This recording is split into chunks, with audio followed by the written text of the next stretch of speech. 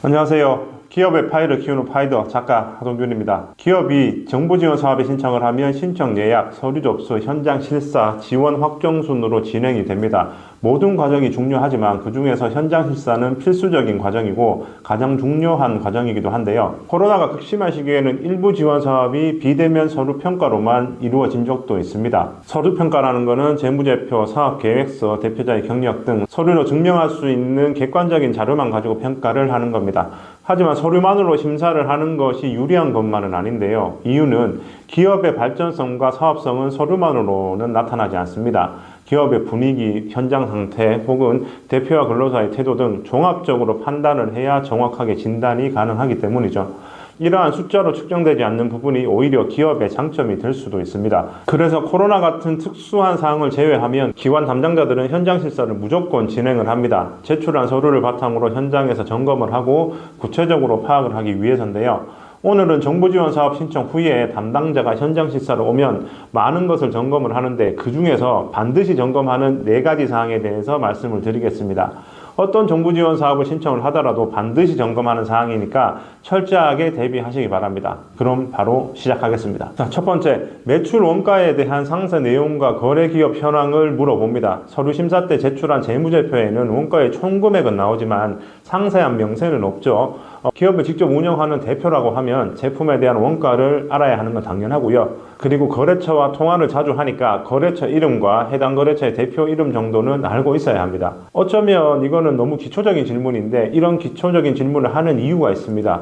실제 기업을 운영하는 사람과 사업자 등록증 상의 대표가 일치하는지 파악을 하기 위해서인데요. 속된 말로 바지 사장을 구별하기 위한 질문입니다. 일부 기업 중에 사업자 등록증에 등록된 대표와 실제로 운영하는 대표가 다른 경우도 있는데요. 대표적으로 배우자의 명의로 사업을 하는 경우인데요. 본인의 신용이 낮거나 체납 등의 사고 이력이 있기 때문에 이런 식으로 사업을 합니다. 이런 것을 숨기고 정부 지원 사업을 받기 위한 꼼수를 부리는 거죠. 둘째, 서류를 제출 후에 추가적인 변동 사항이 있다면 입증 자료를 준비해야 됩니다. 서류 심사가 통과된다고 바로 현장 실사를 오는 게 아니기 때문인데요. 서류 심사 후에 2주에서 4주 정도 후 현장 실사가 진행이 됩니다. 이 기간 동안 추가적인 매출이나 계약이 나올 수가 있죠. 그럴 때 객관적으로 증명할 수 있는 계약서나 계약금을 받은 영수증 등을 준비해 놓아야 됩니다. 또한 다른 기업과 업무 협약을 체결을 하거나 기술 인증 등을 습득했다면 반드시 준비를 해야 됩니다. 이유는 담당자가 현장 실사를 올 때 서류 심사 때 기업이 제출했던 자료만 가지고 오기 때문입니다. 특히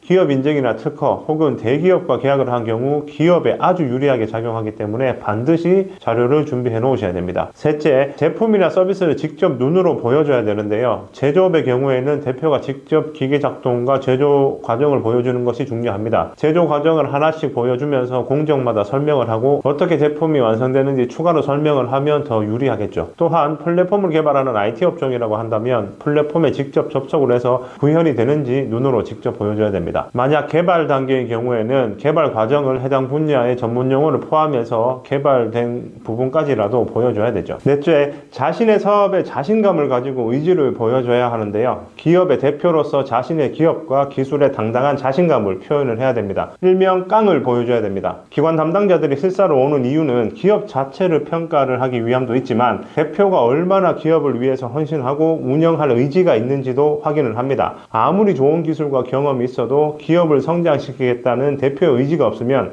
담당자는 지원을 해주지 않습니다. 제가 말한 4가지 외에도 자금 사용 계획, 추가 고용 여부, 성장성 예측 지표 등을 물어보는 경우도 있습니다. 기관 담당자마다 중요하게 생각하는 부분이 달라서 어떤 부분이 구체적으로 질문할지는 100% 전부 알지는 못합니다. 하지만 앞서 말씀드린 4가지는 모든 담당자가 반드시 점검을 하는 부분이니까 명확하게 답변할 수 있도록 준비를 철저하게 하셔야 됩니다. 그리고 일부 기관의 담당자의 경우에는 해당 기업에 조언을 해주기도 합니다. 기술평가위원으로 기업 현장 실사를 오는 담당자는 완전 전문가죠. 그것도 1, 2년 이론만 아는 전문가가 아니라 현장 경험도 아주 풍부합니다. 따라서 현장 실사 때 개선할 사항이나 잘못된 부분을 알려주면 바로 수정해서 좋은 결과로 이어지기도 합니다. 누군가가 진정으로 조언을 해주는데 그것을 겸손하게 듣고 배우려고 하는 태도를 보이면 담당자는 아주 좋아하죠. 그리고 실사를 오는 기관 담당자들은 한 가지 큰 권한을 가지고 있는데요.